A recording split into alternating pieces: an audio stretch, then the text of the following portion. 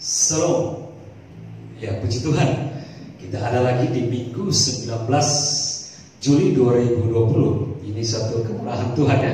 Tentu kemurahan Tuhan maka kita hidup hingga saat ini. Karena itu dalam ucapan syukur karena kemurahan Tuhan, kita boleh beribadah di minggu ini.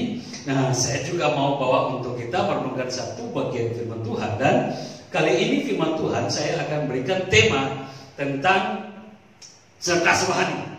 Ya, tema kita minggu ini berbicara tentang cerdas rohani. Apa itu cerdas rohani? Mari kita akan bahas ini.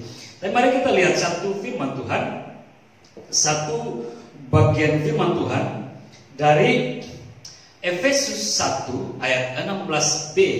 Efesus 1 ayat 16b sampai 23. Begini firman Tuhan.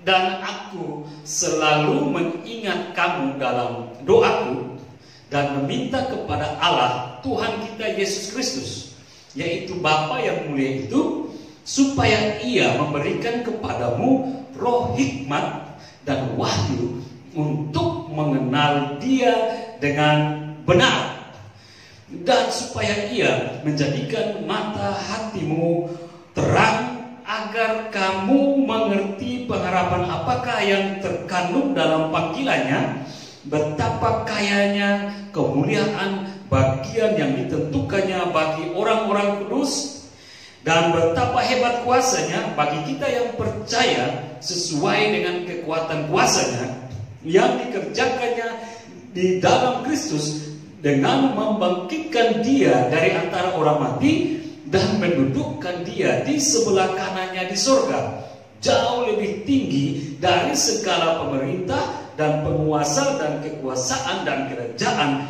dan tiap-tiap nama yang dapat disebut, bukan hanya di dunia ini saja, melainkan juga dunia yang akan datang. Dan segala sesuatu telah diletakkannya di bawah kaki Kristus, dan Dia telah diberikannya kepada jemaat sebagai kepala dari segala yang ada. Jemaat yang adalah tubuhnya, yaitu kepenuhan Dia yang memenuhi semua dan segala sesuatu.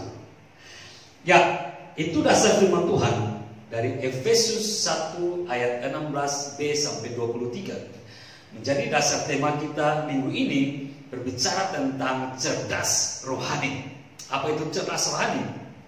Nah, kekasih-kekasih Tuhan, dalam masa-masa sulit atau masa-masa sukar yang sedang kita jalani di zaman akhir ini.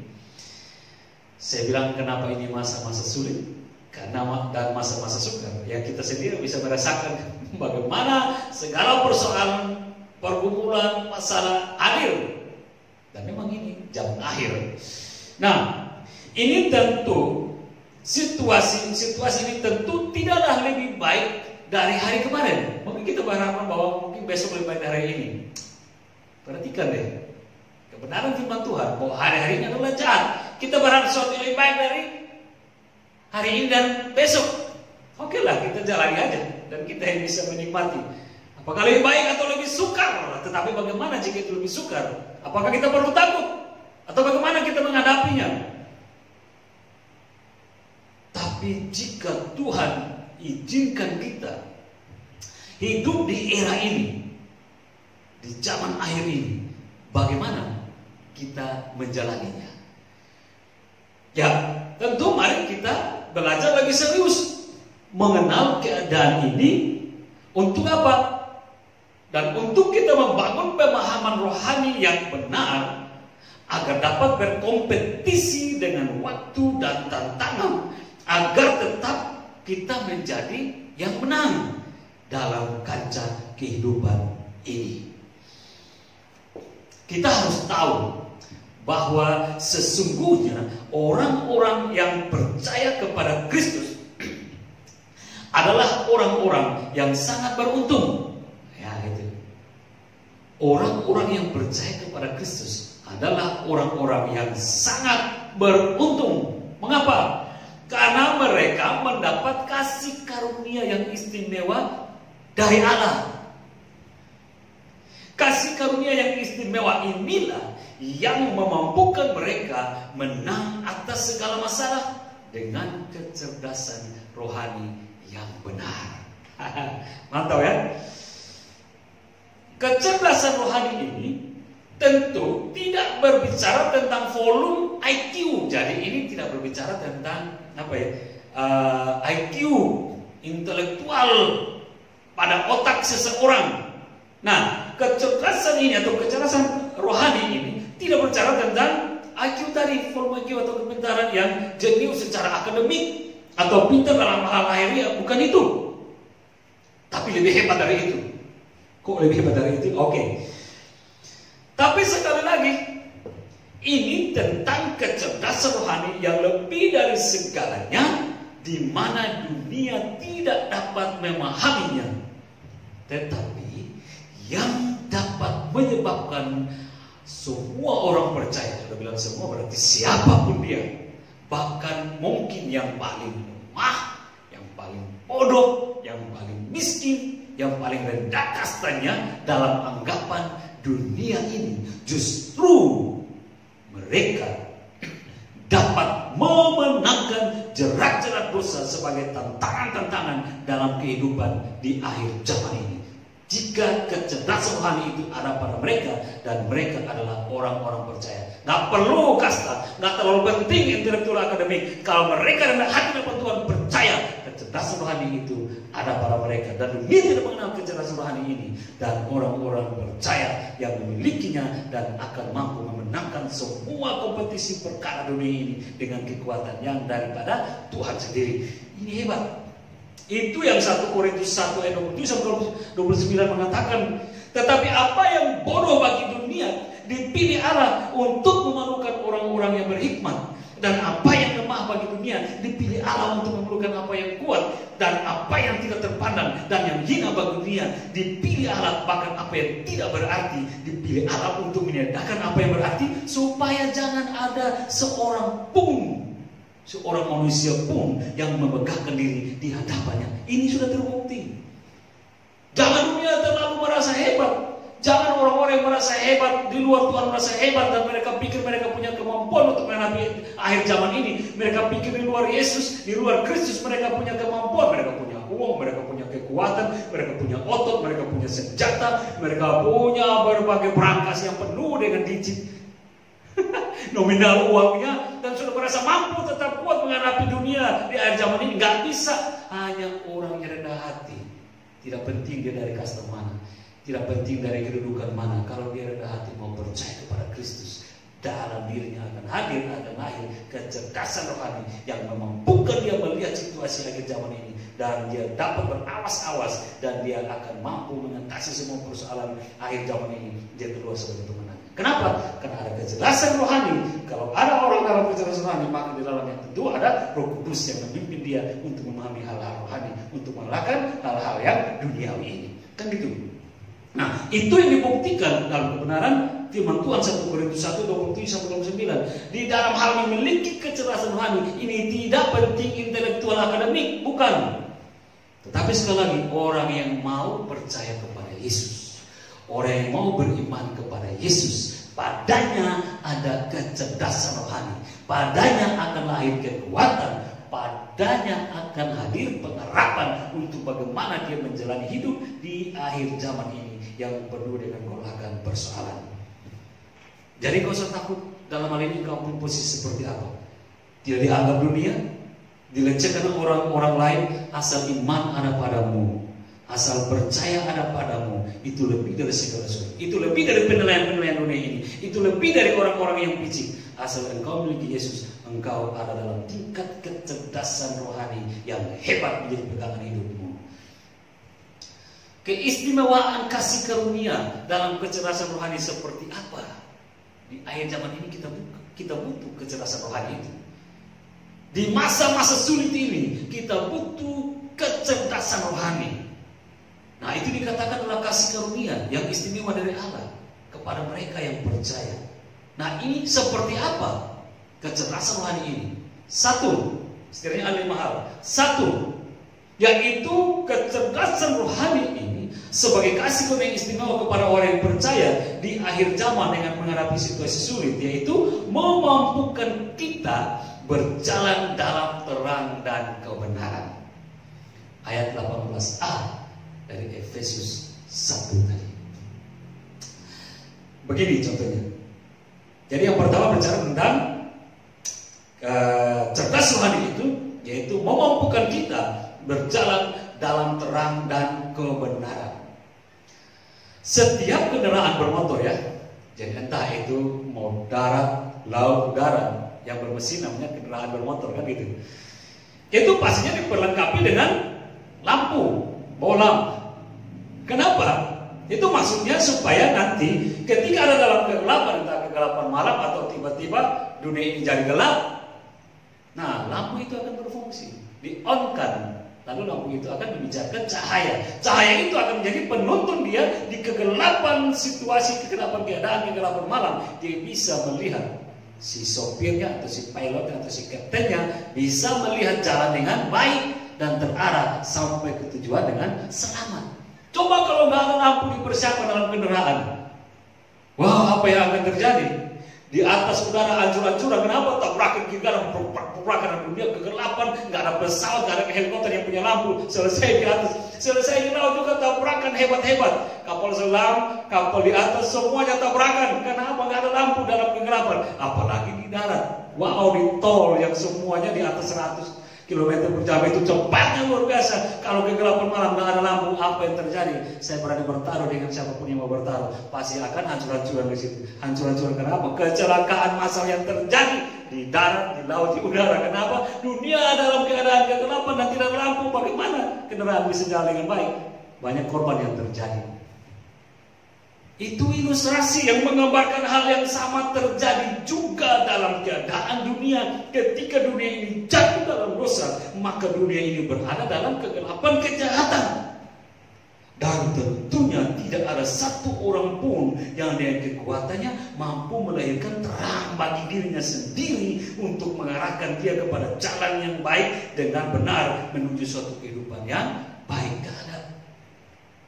Ketika dunia ini jatuh, bukan dunia ini, manusia yang membuat dunia ini jatuh. Nah, manusia sudah membuat kejatuhannya, bagaimana dia bisa menghadirkan keterangan bagi dirinya sendiri? Dengan kekuatannya nggak ada, semua sudah gelap.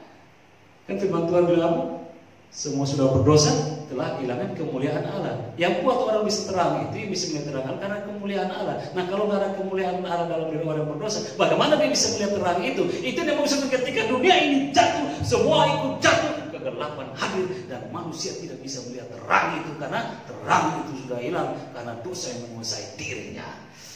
Tetapi engkau mau balik datang kepada Kristus, percaya baik-baik. Yang poin pertama, kecerdasan rohani ini memampukan orang percaya mampu melihat terang dan kebenaran di situasi dunia yang penuh dengan kegelapan kejahatan ini. Maksudnya apa?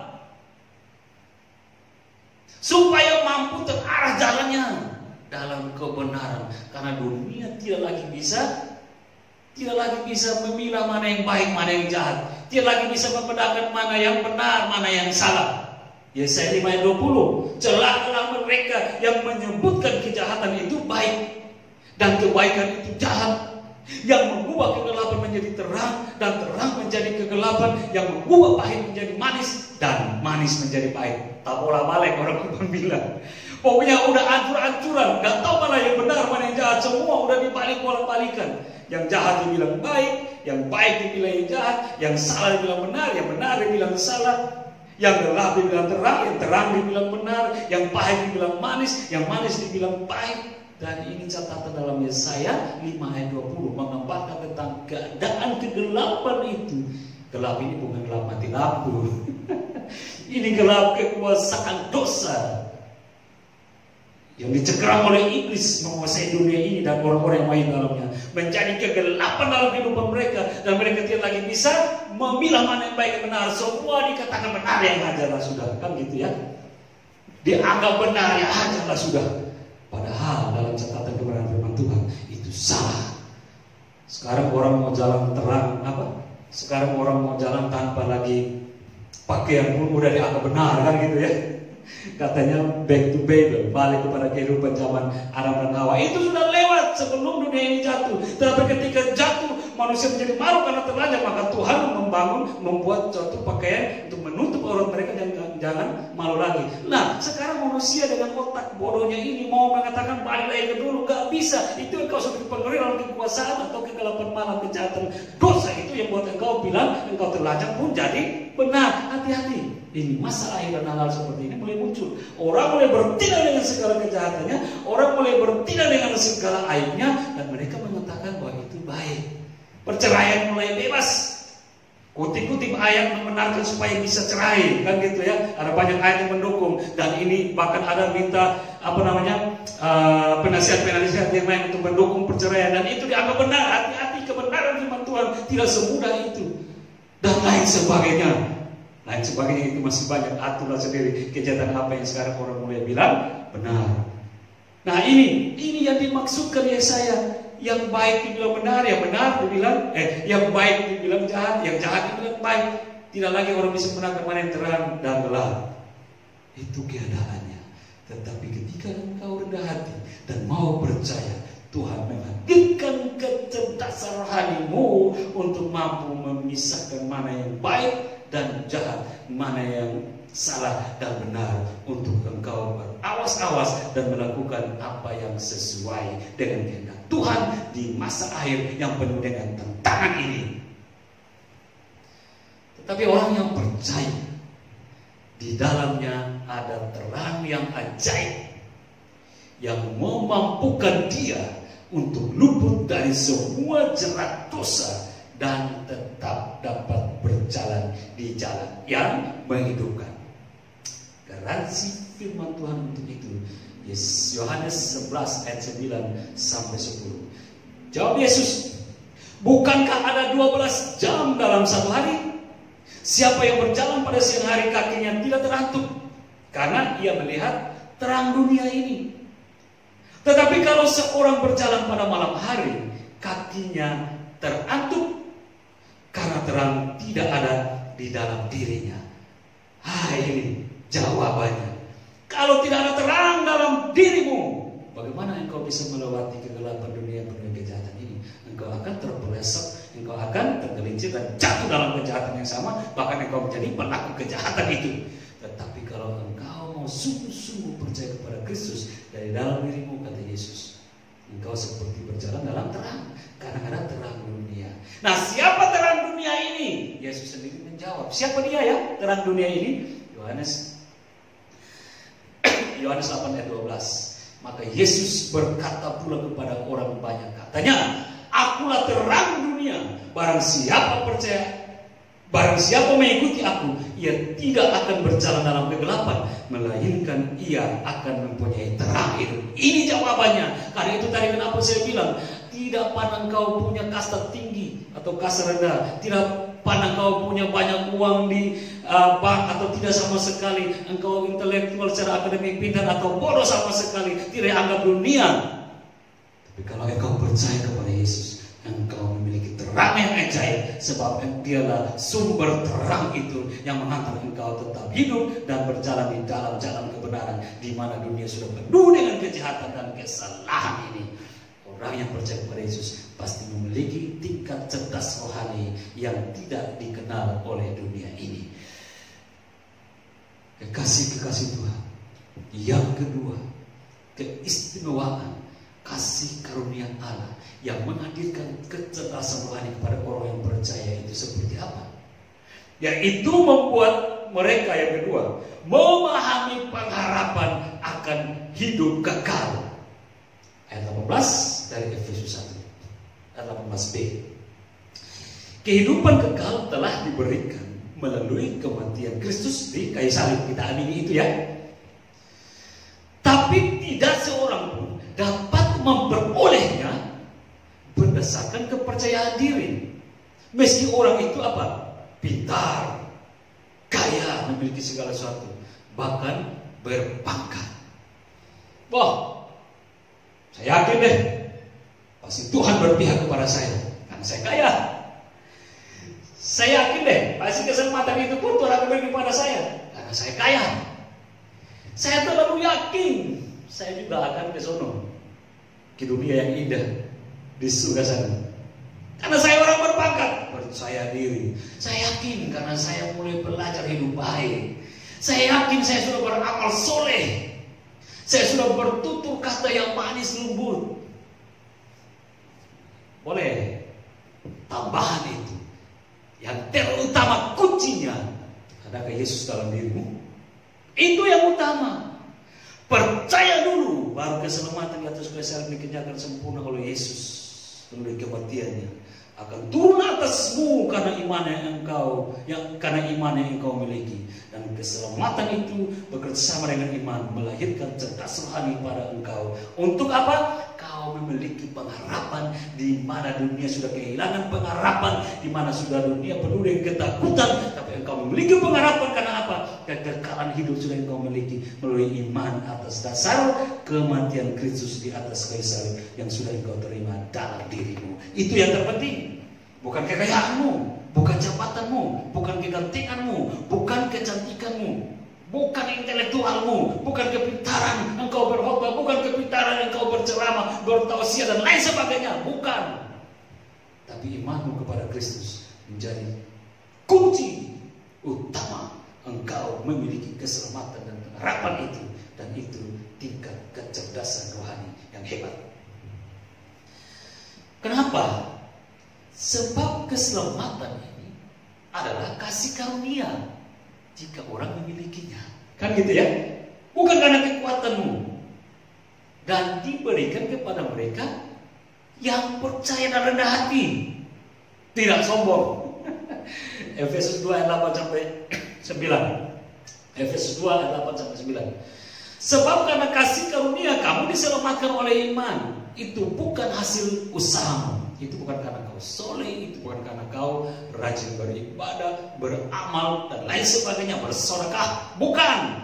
Tetapi pemberian Allah itu bukan hasil pekerjaanmu. Karena engkau pura-pura soleh, engkau pura-pura manis, tapi di belakangnya mau. Beda. Itu bukan hasil pekerjaanmu.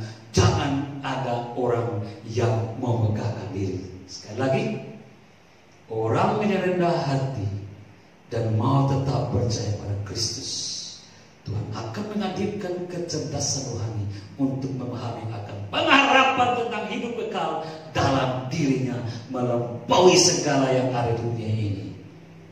Itu luar biasa. Kasih karunia Allah kepada mereka yang rendah hati, kasih karunia Allah kepada mereka yang mau percaya kepada Yesus. Bukan karena kita mampu. Kalau kita tetap hidup dalam kecongkakan karena menganggap hebat telah hidup dalam keselamatan, hati-hati, karena lama-lama kita bisa menjadi murtad. Kesombongan bisa melahirkan kemurtadan. Mengapa? Karena kita merasa, ya karena kita.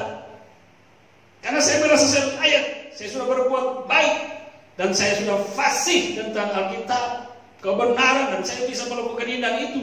Lalu saya sudah merasa bahwa ini oke, saya sudah selamat. Hati-hati. Banyak orang murtad sekarang yang viral di YouTube itu mereka dahulu orang-orang Kristen secara KTP. Mereka juga yang dahulu melayani Tuhan. Mereka juga yang dahulu katanya percaya, tapi sekarang mereka pindah agama. Mereka menjadi murtad yang hebat di zaman akhir ini. Karena kesombongan. Kesombongan itu yang tidak berurat akan dalam Kristus, sehingga datang tantangan, datang ujian, datang rayuan, datang godaan-godaan dunia ini. Godaan-godaan itu kan bisa kita tafsirkan apa ya gitu ya.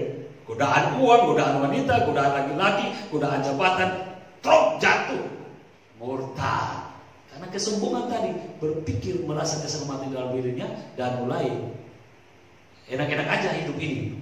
Enak-enak aja hidup ini, melakukan seperti apa yang kita mau karena merasa sudah selamat. Hati-hati, tetap berhati, tetap kuat percaya. Di akhir zaman ini penuh tantangan-tantangan yang bisa menyeret orang percaya bisa jatuh. Karena itu kita yang tidak ada apa-apanya bagi mata dunia ini. Mari kita kuat-kuat percaya pada Kristus. Mari tetap berpegang kepada Kristus. Agungkanlah Dia dan nikmatilah kasih karunia keselamatan itu, dan berpikirlah cerdas rohani untuk mengatasi semua persoalan dunia ini, dan kita akan tetap menjadi pemenangnya. Lukas 8 ayat 13. Yang jatuh di tanah yang berbatu-batu itu ialah orang yang setelah mendengar firman itu menerimanya dengan gembira, langsung merasa sudah benar, merasa sudah baik, merasa sudah hebat karena ada pada kebenaran itu. Wah, udah merasa benar lah. Tapi kenapa? Mereka itu tidak berakal. Mereka percaya sebentar saja dan dalam masa pencobaan mereka murtad. Nah, kayak gitu. Marilah kita tetap rendah hati. Marilah kita tetap bersahaja, memuliakan Tuhan dalam diri kita. Apa yang sudah kita miliki saat ini, tetap rendah hati. Tuhan yang diagungkan, Tuhan dimuliakan. Kita makin kecil, Tuhan makin besar. Kita makin rendah, Tuhan yang makin tinggi. Supaya orang mempermuliakan Tuhan dalam diri kita yang makin merendah ini. Kan itu yang tepat. Dan itu cerdas rohani yang dimiliki oleh orang-orang percaya. Kalau kita tak kabur, hati-hati. Yang ketiga, keistimewaan kasih karunia Allah menghadirkan kecerdasan rohani, yaitu untuk membuat kita, yang ketiga, menyadari akan kuasa Allah yang memberi kemenangan. Bukankah kita butuh kemenangan? Ini dunia makin bergejolak, ini dunia makin penuh tantangan, dan semua orang pasti butuh kemenangan untuk menghadapi dunia ini. Di mana kemenangan itu? Di dalam Tuhan. Bagaimana memilikinya? Percaya kepadanya. Dia akan menghadirkan engkau, dia akan menghadirkan kepadamu cerdas rohani untuk memiliki kekuatan dan memiliki kemenangan menghadapi dunia tantangan ini.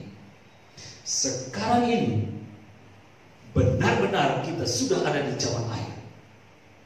Kayak gitu bisa lihat. Di antaranya ketakutan-ketakutan yang hadir melanda dunia ini akibat satu kejahatan, Matius 4 ayat 12. Kemudian ketakutan akibat wabah penyakit. Sekarang kan lagi hebat ya kan. Om Corona, Tante Corona belum pergi-pergi kan gitu katanya. Masih ada aja. Ini menghadirkan ketakutan wabah penyakit. Lukas 11. Bencana alam, bencana kelaparan, segala bencana terjadi, menakutkan. Matius 24 ayat 7c. Kemudian berita-berita tentang persiapan perang besar dunia, nuklir. Wow, kalau kita buka channel-channel hebat. Negeri atau negara-negara adidaya, negara-negara sudah memiliki nuklir, mereka persiapan senjata-senjata hebat yang mengerikan. Tinggal tunggu waktu, semua tombol ditekan dan luluh lantas semua. Ini bukankah berita menakutkan? Dan ini sudah ada dasar firman-Nya, Matius 24 ayat 6a. Dan kalau ini terjadi, kalau ini sudah mulai kita lihat, maka ini kebenaran akhir zaman tepat ada kita injak saat ini. Tapi apakah kita harus takut? Tapi apakah kita harus mengalami kekhawatiran, ketakutan karena kondisi-kondisi yang menakutkan ini? Sekali lagi, tidak perlu engkau kaya atau miskin. Tidak perlu engkau mempunyai jabatan atau tidak. Tidak perlu engkau memiliki harta atau enggak ada. Kalau engkau memiliki Kristus, di atas segalanya engkau sudah punya. Kenapa? Dalam ada cerdas rohani untuk bukan engkau melihat situasi menakutkan ini, tapi engkau menyadari engkau punya kekuatan dan kemenangan karena kuasa Allah hadir di dalam engkau melalui iman yang ada padamu. Tetapi orang-orang yang percaya dapat merasakan kelegaan di situasi dunia yang tidak lega lagi. Karena apa? Ada Tuhan yang menjaganya. Mazmur 118 ayat 6. Tuhan di pihakku, aku tidak akan takut. Apakah yang dapat dilakukan manusia terhadap aku? Perkataan ini bisa kita kutip dan adopsi dalam diri kita sebagai perkataan iman kita juga. Tuhan di pihakku. Masalah akhir zaman memang sudah ada di depan mata. Tetapi kalau Tuhan di pihakku, aku tidak akan takut. Apa yang akan dapat dilakukan oleh akhir zaman ini dengan segala persoalannya. Kita berkata seperti itu kan, memotivasi iman kita, membangun imunitas iman kita untuk mengalahkan dunia ini. Karena benar, Kristus ada dalam diri orang percaya, dan orang percaya dalam Kristus pasti memiliki kekuatan itu. Bukan berarti bebas dari masalah, enggak, diizinkan masalah-masalah, tetapi juga akan diberikan kemenangan untuk mengatasi persoalan-persoalan masalah itu. Itu hebatnya, itu topnya di dalam Kristus. Asalkan imanmu tetap berurat akar dan tidak pindah-pindah, kokoh. Jika Tuhan yang menjaga, maka orang percaya nggak perlu takut. Bukan berarti orang percaya tidak pernah mengenai masalah, bukan. Tapi tidak perlu takut dengan masalah itu, karena janji kemenangan sudah lebih dahulu ada di depan. Ketika kita masuk, maka janji kemenangan itu menjadi nyata, karena Tuhan akan membela janji-janjinya dengan tepat sesuai dengan kekuatan, otoritas, dan kuasa sendiri. 1 Korintus 15 ayat 57. Tetapi syukur kepada Allah yang telah memberikan kemenangan kepada kita, atau yang telah memberi kepada kita kemenangan oleh Yesus Kristus Tuhan kita. Materainya Yesus sendiri.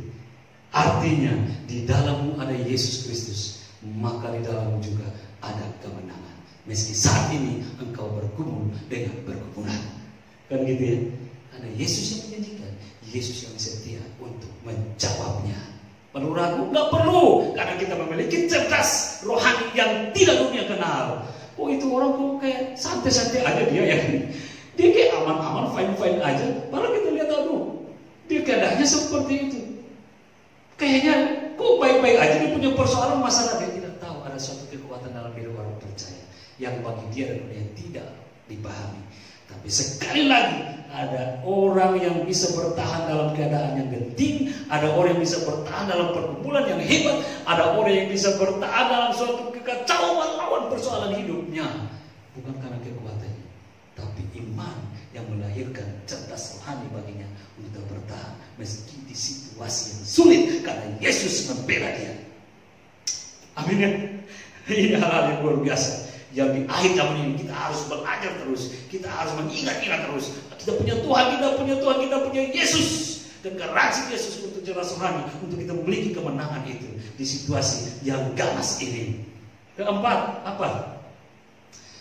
Keempat, keistimewaan kasih karunia Allah melahirkan cerdas rohani kepada orang-orang percaya rendah hati. Yaitu yang keempat, untuk memampukan kita untuk tetap percaya dan mengakui Yesus Kristus adalah Tuhan. Ini yang hebat. Perhatikan kata-kata saya, kekasih-kasih Tuhan. Untuk poin 4 ini, cerdas rohani yang sangat hebat dan sangat berkualitas pada masa kini adalah ketika kita mampu berpegang teguh pada pengejaran Alkitabiah untuk makin mengenal kebenaran yang mutlak, yaitu bahwa Yesus Kristus adalah Tuhan dan juga satu-satunya jalan keselamatan. Saya ulangi lagi, cerdas rohani yang sangat hebat dan sangat berkualitas pada masa kini adalah ketika kita mampu berpegang teguh pada kebenaran pada pengajaran Alkitabiah untuk makin mengenal kebenaran yang mutlak, yaitu bahwa Yesus Kristus adalah Tuhan dan juga satu-satunya jalan keselamatan. Ada dasar firman Tuhan untuk saya simpulkan hal ini. 1 Yohanes 5 ayat 20.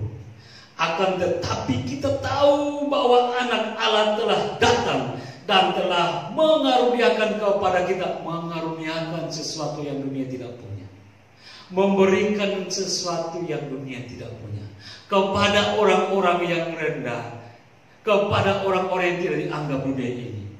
Tapi Tuhan berikan pengertian kepada mereka, kepada kita, supaya apa? Kita mengenal yang dunia tidak mengenal, mengenal yang benar, dan kita ada di dalam yang benar, dan dunia tidak ada di dalam yang benar. Dunia penuh dengan kejahatan, dunia penuh dengan kecongkakan. Tapi kita yang tidak mau percaya, kita ada dalam yang benar, di dalam anaknya Yesus Kristus. Dia adalah Allah yang benar dan hidup yang kekal. Wow, lebih dari segalanya.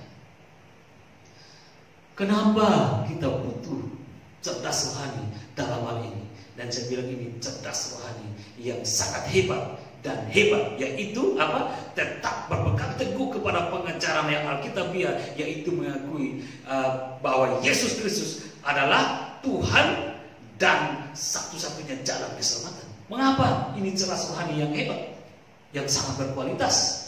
Karena pada zaman akhir ini penyesat-penyesat murtad yang datang dari iblis. Bisa kita baca dalam 1 Timotius 4 ayat 1. Makin gencar berusaha untuk mempengaruhi orang-orang percaya, dalam hal ini orang-orang Kristen, pengikut Yesus, untuk disesatkan. Baca 2 Tesalonika 2 ayat 3. Dengan mereka menyesatkan dengan cara mengatakan bahwa apa? Satu, yang biasa pengajaran yang sesat yang datang dari orang-orang murtad. Lebih banyak orang-orang murtad yang dahulu itu tadi saya bilang Kristen, yang dulu juga pengajar Kristen, yang dulu juga pelayan-pelayan gereja, tapi akhirnya karena masalah-masalah mereka sendiri, akhirnya mereka murtad. Mereka menjadi sesat dan mereka mau coba menyesatkan orang-orang Kristen. Mereka datang dengan penyesatan ini. Di antaranya apa? Mereka mengatakan bahwa Yesus Kristus itu bukan Allah, bukan Tuhan. Yang kedua, mereka bilang bukan Yesus yang mati disalibkan, tetapi ada salah satu murid Yesus yang dibuat Allah muka serupa dengan Yesus. Akhirnya murid itu disalibkan. Yang ketiga, mereka bilang bahwa Alkitab sudah dipalsukan, tapi ditanya mana aslinya mereka pun nggak tahu. Nah, ini siapa yang salah? Siapa yang sesat? Dan lain-lain. Dan lain-lain ini masih terlalu banyak penyesatan-penyesatan ini dibuat oleh orang-orang yang murtad. Nah, itu sebabnya di dalam dunia akhir zaman yang penuh dengan tantangan ini, tingkat cerdas rohani yang sangat hebat dan berkualitas adalah orang-orang yang mau tetap berpegang kepada iman, percaya kepada Yesus. Itu yang hebat. Mengapa? Karena zaman ini dengan segala bentuk kejahatan dan penyesatan, sasaran utamanya adalah iman anak-anak Yesus. Iman orang-orang percaya menjadi sasaran utama untuk ditembak oleh penyesat-penyesat yang di belakang mereka ada iblis, untuk sedapat mungkin menghancurkan banyak orang percaya. Karena itu mari kita tidak perlu takut, tidak perlu khawatir, dan mari kita bangun iman kita di atas dasar iman yang paling suci, dan kita berdoa kepada Allah Roh Kudus, meminta hikmat dan otoritas dari Tuhan untuk membelenggu menguasai kita untuk menghadapi semua situasi sulit ini dengan segala tantangan-tantangan penyesatan itu. Dan Tuhan hadirkan kecerdasan rohani kepada kita untuk kita mampu menepis bahkan mengalahkannya sebagai orang-orang yang menang di akhir zaman ini. Mantap ya. Nah, ini hal-hal yang perlu kita sadari, bahwa memang kita sementara hidup di zaman seperti ini. Tetapi ingat, Tuhan tidak melepaskan kita. Tuhan tidak membiarkan kita. Tuhan tidak membiarkan kita berjalan sendiri. Karena Dia tahu siapa kita. Kita pun lemah. Kita pun tidak kuat di luar Dia. Karena itu Dia akan tetap beserta kita. Dia akan tetap bersama kita. Dia akan terus memampukan kita. Karena Dia tahu pergumulan kita berat. Pergumulan makan minum, pergumulan pekerjaan, pergumulan dalam keluarga, pergumulan ditinggal istri, tinggal suami, ditinggal anak, pergumulan dalam masalah sosial lainnya, pergumulan dengan seaber-abernya masalah yang tidak bisa disebutkan satu persatu, dan Tuhan tahu itu. Dan ketika persoalan itu numpuk berat, kalau Dia tidak ada, maka mudah saja orang datang menyesatkan kita. Tapi Dia tahu kita lemah, Dia tahu kita tidak berdaya dalam menghadapi semua itu. Dia akan tetap kuat menopang kita. Asal itu tadi kuncinya, jangan kita berpindah dari keyakinan, atau jangan kita lemah dalam iman. Tetapi mari kita kuat-kuat beriman kepada Dia, dan Dia akan menghidupkan terus cerdas rohani untuk kita, untuk bisa menilai akhir zaman ini, memilah-milah segala hal yang yang salah dan yang salah, yang jahat, yang kasar, segala macam kita bisa pisahkan itu, dan kita bisa melakukan apa yang baik dan benar. Nah, ini masalahnya di situ. Bapak Ibu kasih dalam Tuhan, ada banyak hal yang bisa menyeret kita, yang bisa membuat kita luar biasa. Karena apa? Kita pun masih hidup dalam daging. Kita masih punya kesempatan bisa jatuh, dan kita masih bisa diseret untuk menyimpang. Dan akhirnya kita sama seperti dunia ini, tidak tahu mana lagi yang baik, mana lagi yang benar. Karena apa? Seperti Di dalam firman Tuhan mengatakan bahwa kejahatan itu menghadirkan atau membuat orang tidak lagi bisa berbuat mana yang benar dan mana yang salah. Itu sekiranya ada di dalam Yesaya 5 ayat 20. Di situ dikatakan bahwa celakalah mereka yang menyebutkan kejahatan itu baik dan kebaikan itu jahat, yang mengubah kegelapan menjadi terang dan terang menjadi kegelapan, yang mengubah pahit menjadi manis dan manis menjadi pahit. Ini gambaran tentang keadaan dunia dalam keadaan yang jahat itu. Keadaan dunia yang penuh dengan kejahatan seperti ini. Tadi kan saya memulai seperti kendaraan bermotor yang tidak ada lampunya, bagaimana berjalan di dalam kegelapan itu. Tentu terjadi hancur-hancuran tabrakan. Nah, seperti itu dunia dalam kejahatan ini, dan tidak mampu lagi memisahkan mana yang baik dan benar. Yesaya bilang yang jahat orang bilang baik, yang baik orang bilang jahat, yang gelap orang bilang terang, yang terang orang bilang gelap, yang pahit orang bilang manis, yang manis orang bilang baik. Artinya tidak lagi bisa membedakan mana yang baik dan benar, mana yang jahat, mana yang salah. Semua dilakukan dan dianggap baik, dianggap benar. Itulah kejahatan akhir zaman, dan itu sudah dinubuatkan. Tapi bagaimana kita yang hidup saat ini di hadapan Tuhan, yang percaya kepada Tuhan, kita mungkin bisa masuk dalam tantangan-tantangan atau kondisi-kondisi seperti ini. Mungkin kita bisa masuk di dalam pergumulan-pergumulan akibat hadirnya kejahatan-kejahatan yang dihadirkan oleh dunia yang jahat ini, dan orang-orang yang jahat yang hidup di luar Tuhan, yang tidak percaya kepada Tuhan. Tapi apa yang harus kita sikapi? Apakah kita perlu khawatir, berlarut-larut, takut, cemas yang dalam tingkat tinggi? Nggak perlu. Tetapi rendah hati di hadapan Tuhan, rendah hati di hadapan Tuhan, percaya, dan Dia akan menghadirkan kebenaran itu melalui cerdas rohani kita untuk mengatasi semua persoalan yang menakutkan itu, dan kita menjadi orang-orang yang bisa mampu berjalan dalam jalan kebenaran. Yang kelima, yaitu apa? Membuat kita cerdas rohani itu, yaitu bukan kita untuk menyadari bahwa dalam persekutuan ada kuasa. Ayat 23 dari Efesus 1 tadi. Sejak hadirnya kekristenan di dunia, atau dengan kata lain, ketika mulai ada orang-orang yang percaya kepada Yesus, Yesus mau supaya mereka selalu bersama-sama, berkumpul dan menjadi keluarga rohani yang kompak, bukan berdiri sendiri-sendiri dan terpecah belah. Supaya mereka memiliki kuasa ilahi yang sama. Untuk apa? Untuk menikmati berkat dalam persekutuan itu, dan supaya dapat melaksanakan panggilan pelayanan rohani secara bersama untuk menjadi berkat bagi dunia ini. Sekiranya itu kita bisa baca di Yohanes 19 ayat 26 sampai 27, Matius 18 ayat 20, dan Kisah Para Rasul 2 ayat 41 sampai 43. Jadi cerdas rohani juga yang akan membawa kita mencari saudara-saudara seiman yang lain untuk kita hidup dalam suatu perkumpulan dalam persekutuan. Karena itu, selama Tuhan masih izinkan gereja ada di muka bumi ini, carilah gereja, carilah persekutuan, supaya engkau memiliki saudara-saudara sahabat seiman. Sebab di situ ada banyak hal positif yang membuat engkau bisa bertahan, berdiri, dan tidak goyah di dunia yang makin jahat ini. Jangan engkau merasa sok dan coba hidup sendiri. Sendiri pun gak apa-apa kok. Kan kalau orang persoalan, saya ada yang bisa hadapi sendiri. Saya juga bisa mampu menghadapi sendiri. Enggak. Kebenaran firman Tuhan mengajarkan bahwa ketika engkau selamat, maka ada orang lain yang selamat. Dan Tuhan mau ketika Tuhan mengizinkan kita hidup dunia, Tuhan tidak mau kita sendiri-sendiri, tapi Tuhan mau kita bersama-sama untuk menikmati kekuatan ilahi yang Dia berikan, untuk sama-sama dipanggil untuk melayani Tuhan bersama, untuk sama-sama menjadi berkat bagi dunia ini. Itu yang dikehendaki Tuhan. Makanya Tuhan bilang waktu di akhir-akhir itu Saudara bilang kepada Yohanes, berdikasihilah ibumu. Dia bilang kepada ibu Yesus, dan hai ibu, inilah anakmu. Akhirnya mereka menjadi kelompok bersaudara.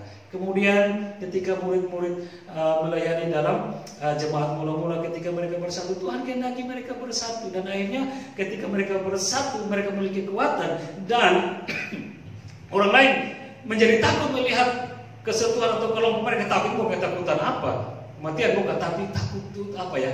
Melihat ada suatu keagungan dalam kelompok mereka, ada suatu kemuliaan, sehingga akhirnya membuat orang tertarik datang.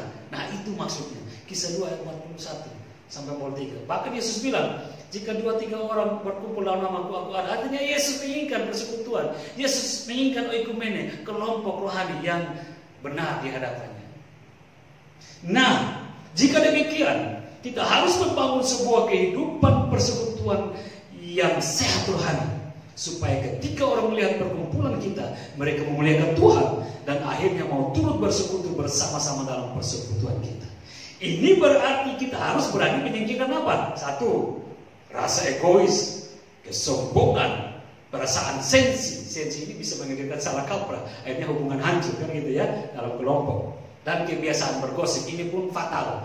Nah, 4 hal ini kita harus berani singkirkan dari suatu hubungan komunitas, suatu hubungan kekristenan, kelompok Kristen. Harus singkirkan itu. Rasa sombong, egois, sensi, dan juga kebiasaan gosip. Itu semua disingkirkan. Kenapa? 4 hal ini bisa disebutkan dalam satu kata. Inilah bentuk roh perpecahan yang coba hadir untuk apa? Menggerogoti dan menghancurkan kumpulan atau komunitas anak-anak Tuhan. Tuhan tidak inginkan itu. Ya? Oke. Apa yang bisa kita tutup untuk renungan hari ini? Saya mau menutupnya seperti ini. Cerdas rohani untuk minggu ini. Yaitu apa? Bangunlah hidupmu dengan kerendahan hati dalam pimpinan roh, dan Tuhan yang menyelidik hati setiap manusia akan memberi kecerdasan rohani kepadamu sehingga engkau dapat menjalani hidup dengan benar dan tidak tersandung dalam kejahatan zaman akhir. Amin ya. Kiranya Tuhan Yesus memberkati kita selalu.